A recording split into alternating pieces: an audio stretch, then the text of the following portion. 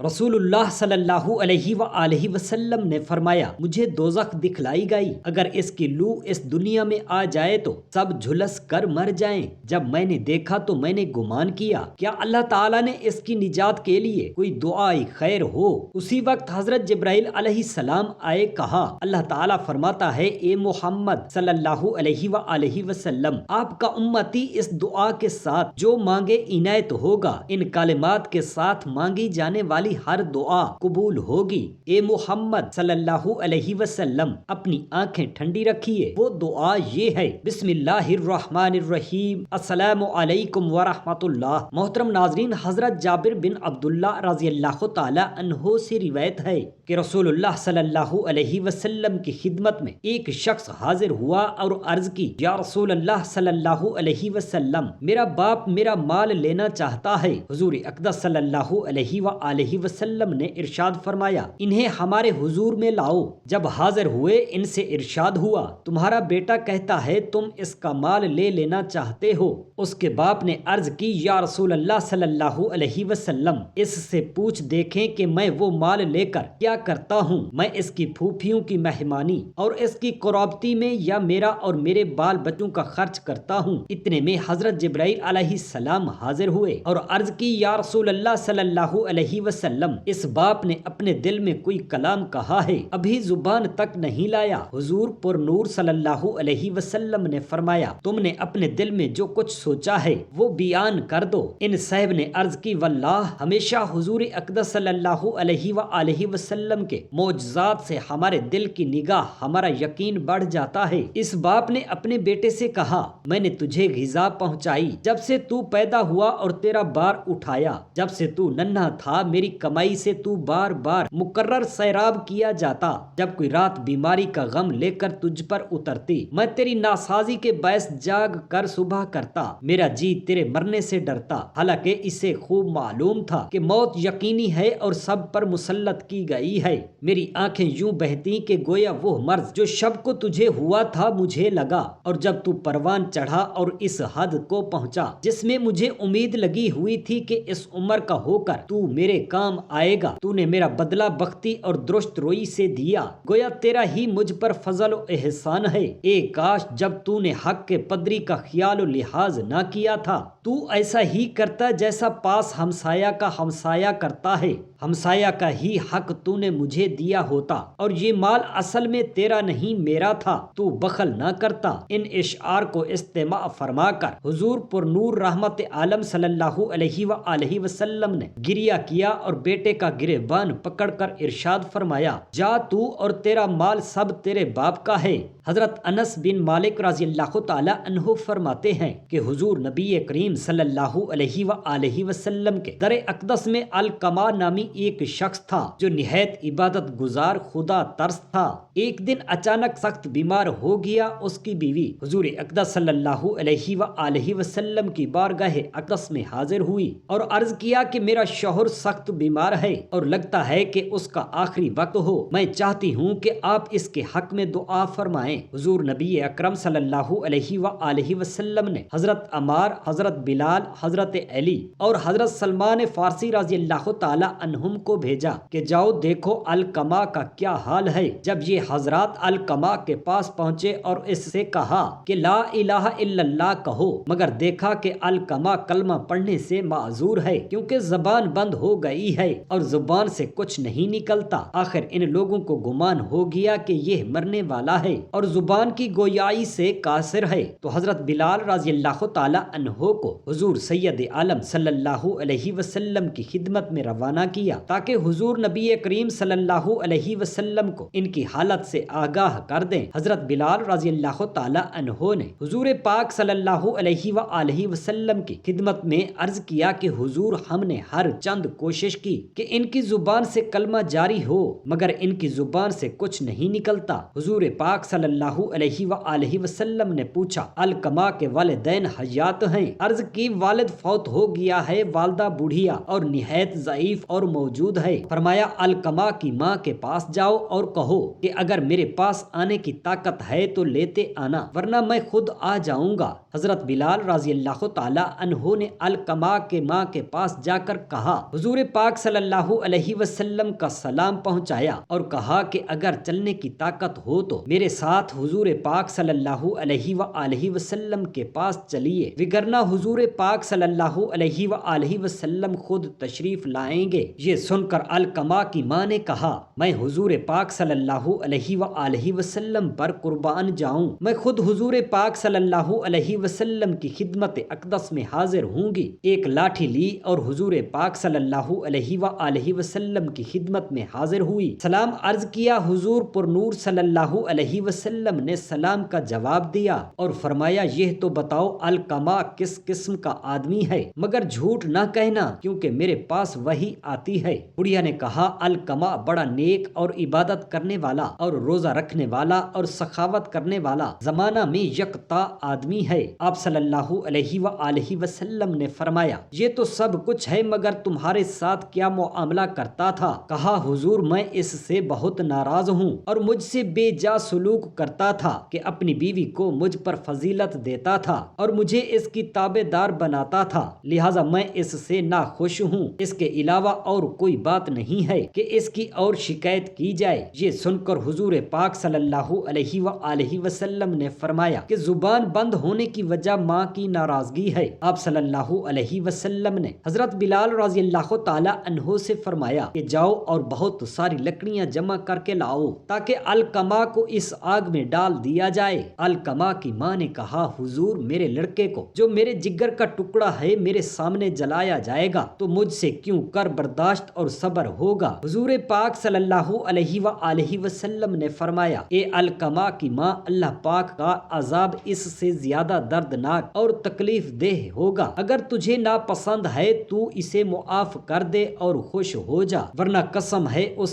ذات پاک کی جس کے ہاتھ میں میری جان ہے، نہ اس کی فرض نماز قبول ہوگی نہ نوافل۔ علقمہ کی ماں نے کہا، یا رسول اللہ صلی اللہ علیہ وآلہ وسلم، آپ گواہ رہیں میں نے اس کو معاف کر دیا ہے اور میں اس سے راضی ہو گئی۔ یہ سن کر حضور پاک صلی اللہ علیہ وآلہ وسلم نے حضرت بلال رضی اللہ تعالی عنہ سے فرمایا کہ اب جا کے دیکھو علقمہ کا کیا حال ہے۔ حضرت بلال رضی اللہ تعالی عنہ علقمہ کے دروازے پر ہی پہنچے تو سنتے ہیں علقمہ با آواز بلند کہہ رہا ہے، لا الہ الا اللہ محمد الرسول اللہ۔ اسی کلمہ پر اس کا انتقال ہو گیا۔ حضور پاک صلی اللہ علیہ وسلم تشریف لائے، غسل کفن کا حکم فرمایا، بعد ازاں قبرستان میں ٹھہر کر فرمایا کہ ایک گروہ مہاجرین و انصار جو شخص اپنی بیوی کو ماں باپ سے زیادہ سمجھے گا اس پر خدا کی لعنت ہے، نہ اس کی فرائض نمازیں قبول ہوتی ہیں نہ نوافل،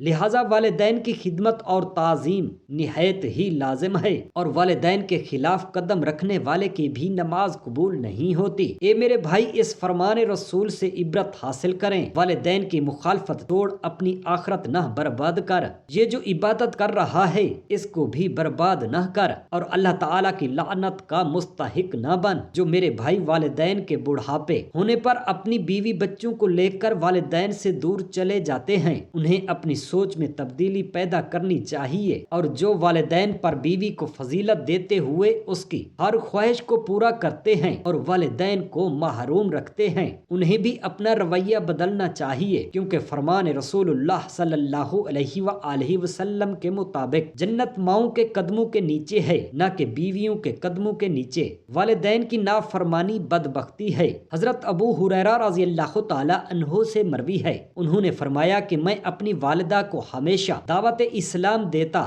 مگر وہ توجہ نہ کرتی، اور میں نے ایک دن حسب عادت دعوت اسلام دی اور حضور اقدس صلی اللہ علیہ وسلم کی غلامی کی عظمت بیان کی تاکہ حضور پاک صلی اللہ علیہ وسلم کی محبت ان کے دل میں اتر جائے، مگر میری والدہ نے حضور اقدس صلی اللہ علیہ وسلم کی ذات ولا صفات کے بارے نازیبا کلمات کہے، معاذ اللہ، جو یقیناً ایک صاحب ایمان کی برداشت سے باہر تھے، مگر میرے جیسا عاشق رسول کیسے برداشت کر سکتا تھا؟ تھا۔ غصہ اس حد تک تھا کہ والدہ کو قتل کر دیتا، لیکن حضور کے ڈر سے کہ کہیں ناراض نہ ہوں ان سے ہی عرض کیا جائے۔ چنانچہ میں بارگاہ اقدس میں حاضر ہوا اور سارا واقعہ سنایا کہ یا رسول اللہ، آج تو میری ماں نے آپ کے بارے میں ناقابل برداشت کلمات کہے ہیں، اب تو یا وہ رہے گی اور اسلام لائے گی یا پھر دوسرا معاملہ ہوگا، یعنی قتل کر دوں گا۔ آپ صلی اللہ علیہ وسلم نے فرمایا کہ ایسا ہرگز مناسب نہیں، لوگ کہیں گے نبی بیٹوں سے ماؤں کو قتل کرواتا ہے۔ میں نے یعنی حضرت ابو ہریرہ نے عرض کی، پھر آپ صلی اللہ علیہ وسلم دعا فرماؤ کہ اللہ تعالیٰ اسے ایمان سے بہرہ ور فرما دے۔ چنانچہ حضور نبی اکرم صلی اللہ علیہ وسلم نے بارگاہ عزدی میں یوں دعا فرمائی کہ یا اللہ، ابو ہریرہ کی ماں کو دولت ایمان سے بہرہ ور فرما اور اس کے سینے سے کفر نکال کر نور ایمان بھر دے۔ بس یہ کلمات سنتے ہی میں گھر دوڑا کہ میری ماں کیسے مسلمان ہوتی ہے، کیونکہ میرا عقیدہ تھا کہ نظام عالم بدل سکتا ہے مگر زبان مصطفیٰ نہیں بدل سکتی۔ چنانچہ ایسا ہی ہوا، جب میں گھر پہنچا تو دروازہ بند پایا۔ مجھے یقین ہوا کہ پانی گرنے کی آواز آ رہی ہے کہ میری ماں غسل کر رہی ہے تاکہ اسلام لائے۔ وہی ہوا کہ میری والدہ کے بالوں سے پانی ٹپک رہا تھا اور کپڑے پہنے ہوئے آئی اور آتے ہی کہا، اے ابو ہریرہ، جس ذات اقدس کے تم غلام ہو مجھے بھی اس کا غلام بنا دو، اور جو نورانی کلمہ تم پڑھتے ہو مجھے بھی پڑھا دو۔ بس والدہ کے اسلام لانے کی خوشی میں پھر میں نے حضور پاک صلی اللہ علیہ وآلہ وسلم کی بارگاہ اقدس میں حاضر ہو کر عرض کی، حضور، یہ آپ کی دعا کو خداوند قدوس نے شرف قبولیت عطا فرمایا اور میری ماں مسلمان ہو گئی ہے۔ حضور اقدس صلی اللہ علیہ وسلم نے خدائے تعالی کی حمد و ثنا کی اور مسرت کا اظہار فرمایا۔ حضرت ابو ہریرہ رضی اللہ تعالی عنہ فرماتے ہیں کہ میں نے ایک اور گزارش کی کہ یا رسول اللہ صلی اللہ علیہ وسلم، ایک اور دعا فرما دیں کہ اللہ تعالی میری اور میری ماں کی محبت اہل ایمان کے دلوں میں ڈال دے اور اہل ایمان کی محبت ہمارے دلوں میں ڈال دے۔ یہ دعا بھی قبول ہوئی۔ اس کے بعد کوئی ایسا مومن نہ رہا جو مجھ سے محبت نہ کرتا ہو۔ سورہ بقرہ کے نام کی وجہ جو نقل فرمائی ہے وہ یہ ہے کہ بنی اسرائیل میں ایک نیک آدمی تھا جس کا صرف ایک چھوٹا سا لڑکا تھا۔ اس شخص نے گائے کی ایک بچڑی پال رکھی تھی۔ جب اس شخص کی موت کا وقت قریب ہوا تو اس شخص نے دربار الہی میں یوں عرض کی، اے خلاق و عالم مالک کون و مکان، میں یہ بچڑی اس لڑکے کے لیے تیرے حوالے اور امان میں دیتا ہوں۔ جب میرا لڑکا بڑا ہو جائے تو یہ اس کی امانت اس کو عطا فرما دینا، وہ تجھ سے آ کر لے لے گا۔ یہ کہہ کر گائے کی بچڑی جنگل میں چھوڑ دی گئی اور کچھ دنوں بعد خود فوت ہو گیا۔ وہ بچڑی پلتی رہی، جنگل کا کوئی بھی جانور اسے کچھ نہ کہتا، یہاں تک کہ وہ خوب موٹی تازی اور بڑی ہو گئی، اور اس نیک آدمی کا بیٹا اپنی ماں کے پاس پلتا رہا اور بڑا ہو گیا۔ مگر یہ لڑکا بہت ہی سعادت مند اور فرما بردار عبادت گزار تھا، دن کو مزدوری کرتا، اس کے 3 حصے کرتا، ایک حصہ خیرات کر دیتا، ایک حصہ والدہ کو دے دیتا، ایک حصہ خود خرچ کرتا۔ ایک دن اس کی والدہ کو یاد آیا اور کہا کہ بیٹا، فلاں جنگل میں تیرے باپ نے تیرے خدا کے ہاں ایک گائے کی بچڑی چھوڑی تھی جو اب بڑی اور موٹی ہو چکی ہوگی اور اس کی یہ نشانیاں ہیں، تو جا اسے پکڑ کر لے آ۔ چنانچہ وہ جنگل میں گیا اور گائے کو نشانیوں سے پہچانا اور پکڑ لیا۔ جب گھر لے آیا تو ماں نے کہا کہ بیٹا اسے بازار میں بیچ آؤ، 3 اشرفیوں پر سودا ہو جائے تو سودا کر لینا، مگر مجھ سے اجازت لے لینا۔ چنانچہ بیٹا گائے لے کر بازار گیا تو اسے ایک خریدار ملا۔ اس نے قیمت پوچھی، لڑکے نے 3 اشرفیاں بتائی اور ساتھ ہی کہا والدہ کی اجازت شرط ہے، سودا اس کی اجازت کے بعد ہوگا۔ خریدار بولا 3 کے بدلے 6 اشرفیاں لے لے، مگر ماں سے نہ پوچھ۔ لڑکے نے کہا کہ اگر آپ اس کے برابر سونا بھی تول دیں تو میں یہ سودا سوائے ماں کی اجازت کے کرنے کو ہرگز تیار نہ ہوں گا۔ لڑکا ماں کے پاس گیا، سارا واقعہ سنایا۔ ماں نے کہا کہ 6 میں بیچ دے، لیکن سودا ہونے پر مجھ سے اجازت لے لینا۔ چنانچہ وہ خریدار جو فرشتہ تھا لباس انسانی میں، اس نے کہا کہ 12 اشرفیاں لے لے، مگر ماں سے نہ پوچھ۔ لڑکا پھر بھی نہ مانا اور والدہ کے پاس آ کر تمام واقعہ بیان کر دیا۔ والدہ بہت ہی عقل مند، ذہین اور ایک نیک شخص کی بیوی تھی۔ بولی معلوم ہوتا ہے یہ خریدار نہیں بلکہ فرشتہ ہے جو تیری آزمائش اور امتحان لے رہا ہے کہ تو ماں کا کتنا وفادار اور تابعدار ہے۔ اب اگر وہ خریدار ملے تو اس سے سے یہ پوچھ لینا کہ میں گائے یہ بیچوں یا نہ بیچوں۔ لڑکے نے یہ بات اس فرشتے سے کہہ دی۔ فرشتہ بولا کہ اپنی والدہ سے کہہ دو کہ گائے ابھی فروخت نہ کرو، ان قریب بنی اسرائیل میں ایک شخص قتل ہوگا اور موسیٰ کلیم اللہ علیہ السلام کے پاس یہ کیس آئے گا اور وہ گائے کے ذبح کا حکم فرمائیں گے۔ جو شرطیں گائے کی ہوں گی وہ صرف اسی گائے میں ہوں گی۔ وہ لوگ تم سے خریدنے آئیں گے تو تم اس کی قیمت یہ مقرر کرنا کہ اس کا گوشت نکالو اور کھال سونے سے بھر دو۔ چنانچہ وہ یہی کریں گے اور تجھے ماں کی فرما برداری کا صلہ نصیب ہوگا۔ اور جیسا اس فرشتے نے کہا تھا ویسا ہی ہوا۔ یہ واقعہ تقریباً تمام مشکات شریف اور دیگر کتب احادیث میں وارد ہے۔ ام المؤمنین ام سلمہ رضی اللہ تعالی عنہا فرماتی ہیں کہ ام سلیم رضی اللہ تعالی عنہا نے عرض کیا، یا رسول اللہ صلی اللہ علیہ وآلہ وسلم، اللہ تعالی حق بیان کرنے سے حیا نہیں فرماتا، تو کیا جب عورت کو احتلام ہو تو اس پر نہانا فرض ہے؟ فرمایا ہاں، جبکہ پانی یعنی منی دیکھے۔ ام سلمہ رضی اللہ تعالی عنہا نے منہ ڈھانپ لیا اور عرض کیا، یا رسول اللہ صلی اللہ علیہ وآلہ وسلم، عورت کو احتلام ہوتا ہے؟ فرمایا ہاں، ایسا نہ ہو تو کس وجہ سے؟ بچہ ماں کے مشابہ ملتا جلتا ہوتا ہے۔ رسول اللہ صلی اللہ علیہ وآلہ وسلم نے فرمایا، مجھے دوزخ دکھلائی گئی، اگر اس کی لو اس دنیا میں آ جائے تو سب جھلس کر مر جائیں۔ جب میں نے دیکھا تو میں نے گمان کیا کیا اللہ تعالیٰ نے اس کی نجات کی کوئی دعائے خیر ہو۔ اسی وقت حضرت جبرائیل علیہ السلام آئے، کہا اللہ تعالیٰ فرماتا ہے، اے محمد صلی اللہ علیہ وسلم، آپ کا امتی اس دعا کے ساتھ جو مانگے عنایت ہوگا۔ ان کلمات کے ساتھ مانگی جانے والی ہر دعا قبول ہوگی۔ اے محمد صلی اللہ علیہ وسلم، اپنی آنکھیں ٹھنڈی رکھیے، وہ دعا یہ ہے، اللہم انی اسألک انی اشہد انک انت اللہ لا الہ الا انت الاحد الصمد الذی لم یلد ولم یولد ولم یکن لہ کفوا احد۔ حضرت ابو الطفیل رضی اللہ تعالی عنہ سے روایت ہے کہ ایک مرتبہ آفتاب نبوت مہتاب رسالت مآب صلی اللہ علیہ وآلہ وسلم جلوہ فرما تھے کہ اچانک ایک خاتون نقاب پوش سرکار دو عالم صلی اللہ علیہ وآلہ وسلم کے پاس حاضر ہوئیں۔